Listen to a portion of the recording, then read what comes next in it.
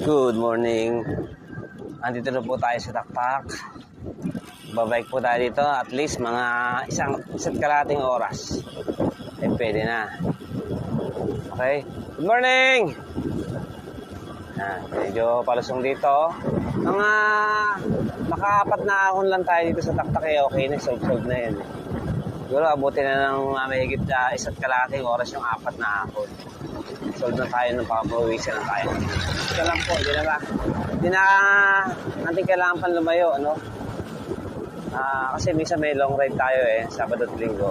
So, pag nasa Taktak ako, dito lang ako.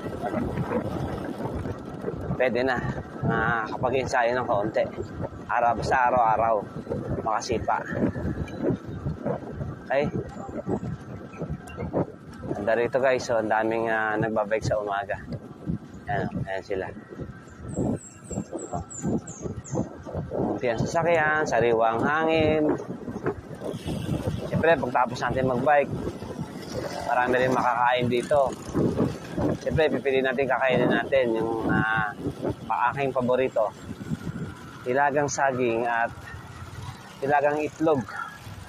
Siyempre, ang brewed coffee. Yan. Healthy sa ating katawan. Okay?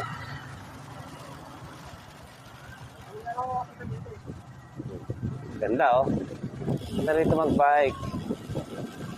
Swerte ko dahil malapit lang ang bahay ko dito sa Taktak. Ito lang, mabilis na lang. Bago tayo pumasok sa trabaho, break muna tayo ng isa't kalahating oras. So, uwi tayo ng mga alas 7. Alas 7:15. Kailangan nasa bahay na tayo. Dahil ang ating pasok ay alas 8 ng umaga.